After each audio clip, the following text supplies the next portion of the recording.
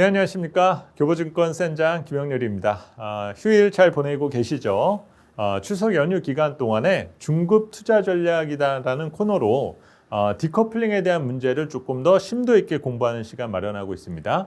어제 영상물에서는 우리 주식시장 내에 디커플링 환경이 만들어지지 않을까라는 여러 걱정을 하게끔 만드는 요소에 대해서 진단을 해봤는데, 오늘은 조금 더 이론적인 이 디커플링에 대한 부분의 의미를 정확하게 파악을 해보도록 하겠습니다. 자, 지금 그림 화면을 이제 보시게 되면은요, 자료 내용에서 이 조금 화면을 크게 해서 제가 보여드리도록 하겠습니다. 자, 이코노미 앤 아웃풋에 대한 부분을 보여드리고 있죠. 우리 경제는 뭔가 실수만 하지 않는다면 그렇게 퇴보하지 않는 구도를 가지고 있어요. 우리가 항상 조금 과장된 경제 해석을 하는 측면에 있어서 일본의 장기 불황 이런 문제 등에 대해서 우리가 아무렇지도 않게 지적하는 경향들이 조금 있는 편인데, 그런 구조적인 장기 침체에 빠지기 위해서는 여러 가지 조건이 충족이 되어야만 합니다. 그래서 너무 그런 부정적인 의식을 가져야 될 부분은 아니다 보고 있고요. 경기 침체 언제든지 올 수 있죠. 하지만 그냥 앉아서 당하지 않는다라고 생각하는 게 중앙은행과 정부의 입장이다라는 거죠. 또 이들이 내놓을 수 있는 정책 등이 자본과 결합되어서 대응만 할 수만 있게 된다라면은 경기 침체를 뒤로 흘려보내고 다시 더 나은 발전을 할 수 있는 것은 그렇게 어렵지가 않게 됩니다. 지난 1년 사이에도 우리는 그런 변화를 보여주었었던 거죠. 그래서 세계 경제가 성장을 하면서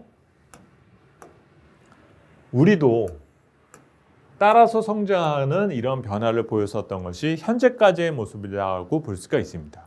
문제가 되는 것은 전체 세계 경제와 매크로한 환경은 성장을 유지하려 하고 있는데, 그 성장 속도를 조금씩 미세하게 못 따라가는 현상을 보이게 될 때부터 이제 우리는 무슨 일이야? 라는 의미를 가져야만 된다는 거죠. 만약에 이 현상이 나타났을 때, 야, 우리 성장이 빨랐잖아. 성장이 빨랐기 때문에 조금 속도가 느려지는 거, 그거 그렇게 큰 문제 아니야. 이렇게 생각할 수도 있어요. 물론 이 상황을 순환적인 관점에서 놓고 봤을 때 별 문제가 아니다라고 우리가 생각할 수도 있습니다. 하지만 여기서 보시는 것처럼, 자, 절대적인 디커플링, 구조적인 디커플링, 전체적인 매크로 환경은 성장을 계속적으로 이어가려 하고 있는데 더 이상 그 격차를 좁히지 못하고 오히려 구조적인 침체에 빠지게 되는 이 현상이 나타나는 것, 이것은 정말 큰 문제다라고 볼 수가 있죠. 이거는 중진국의 함정에 빠져서 다시 후진국으로 돌아가게 되는, 이것을 우리가 예를 들게 되는 경우가 많고, 과거의 동남아 국가들 그리고 남미 국가들이 이런 현상을 겪게 되면서 구조적인 침체에 빠진 경우들이 많았었던 거죠. 그러면 과거에 이런 디커플링 상황이 나오게 됐었을 때 초반부에는 그 나라에서 문제라고 지적을 했었을까요? 그렇지는 않았을 겁니다. 오히려 이 사이에도 여러 번 경기에 대한 침체 충격이 있게 될 텐데, 뭔가 준비가 되지 않고 디커플링이 계속되던 상황에서 아주 강한 경기 충격이 나오게 돼버리면은 더 이상 수습하기 힘든 구조적인 침체에 빠지게 될 수가 있게 된다는 거죠. 그래서 우리는 이것을 빨리 수습하고 리커플링 될 수 있도록, 세계 경제의 주류와 멀어지지 않도록 여러 가지 부양안을 준비하고 지원하는 것들이 중요한 시기다, 그렇게 보실 수가 있습니다. 그러면 이제부터 조금 더 이론적인 배경을 들어가서 접근해 보도록 할게요. 자, 우리는 먼저 동조화에 대한 부분을 지금 디커플링에 대한 문제를 얘기를 하고 있어요. 바로 탈동조화 관련된 점입니다. 그러면 정반대의 의미도 있겠죠. 동조화, 커플링 뭐 그런 커플링이 아니라 같이 움직인다라는 그런 개념일 겁니다. 그러면 이 상황에서 이제 시청하시는 분들은 궁금증이 들 거예요. 야, 이 디커플링 문제라고 얘기는 하고 있는데 우리가 몇 년 전에도 디커플링 문제를 경험을 했지만 지금은 커플링 겪어왔잖아. 그러니까 탈동조화에 대한 문제, 디커플링 문제 조금 더 시간이 지나고 나면 다시 동조화로 가는 거 아니겠어? 동조화였다가 탈동조화였다가 왔다 갔다 계속 이거 반복되는 순환적 개념 정도의 의미가 되지 않느냐, 이거를 생각하실 수가 있습니다. 말씀하신 내용이 그렇게 틀린 얘기는 분명히 아니라는 점이죠. 그런데 이제 여기서부터 조금 더 중요한 얘기들이 많이 나올 수가 있어요. 바로 요즘 우리가 많이 얘기를 해왔던, 특히 코로나로 인한 상당히 어려운 경제 환경에서 우리가 많이 얘기했었던 내용 중에 하나가 바로 이 K자형 성장. 우리가 보통 K자형 성장이다라고 얘기를 하는데 이 K자형 성장이 어떠한 것을 의미합니까? 바로 성장의 방향이 엇갈리는 양극화라는 구조적인 문제를 낳게 되는 이 상황을 우리가 K자형 성장이다라고 표현을 하게 되는데, 디커플링이 정말 무서운 부분 중에 하나다라는 게 바로 이 디커플링이 양극화의 문제를 더욱더 부추기게 된다는 거죠. 자, 커플링일 때 우리가 어떤 일들이 벌어지는지 한번 보도록 할게요. 세계 경제는 침체가 와서 이 침체를 극복하자 동반 성장을 강조하고 정책 공조를 서로 누리게 됩니다. 야, 경기 침체인데 무조건 우리 합심해서 이 위기 한번 탈출해 보자 하면서 동조화되는 반응을 보여주게 된다는 거예요.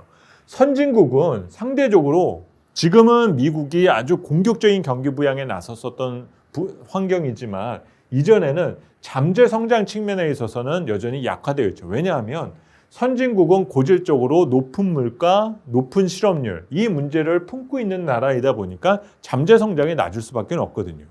오히려 커플링 되는 기간 동안에는 신흥국, 이들이 확장적인 성장을 누리게 될 가능성이 조금 더 커져 있는 상태가 됩니다. 그런데 이 디커플링 단계에 들어가게 되면 이제부터 판이 조금씩 바뀌게 된다는 거예요. 이제는 살만해지니까.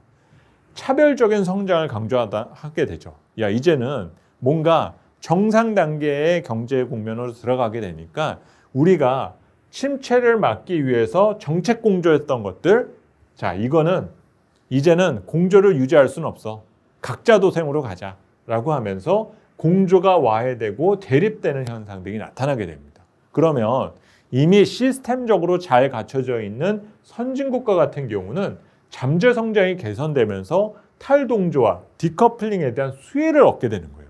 이 현상 때문에 우리가 박스핏 때 그렇게 고전을 하는 기간 동안 선진 투자 시장이 더욱더 좋은 환경이 마련되게 되는, 미국 경제와 주식시장이 10년 호황을 누리게 되는 현상이 나타나는 것이 바로 이때였었다 보여집니다. 그리고 이런 공조와해와 대립 과정에서 나타나게 되는 피해가 신흥국으로 가게 되는 일들이 빈번해진다는 거죠. 이 상황까지 갔다가 또 문제가 나서 동조화 쪽으로 넘어가게 되면 문제가 되지는 않는데, 문제는 이 기간이 오래 늘어지는 현상이 나타나게 되면 그때부터는 양극화에 대한 문제가 생기게 된다는 거죠. 그러면 세계 경제는 어떤 식의 분위기로 바뀌게 되느냐? 엘리티즘, 능력주의로 가던가 아니면 퍼퓰리즘으로 가게 되어 있습니다. 무슨 소리야? 우리 같이 동반 성장해야 되잖아.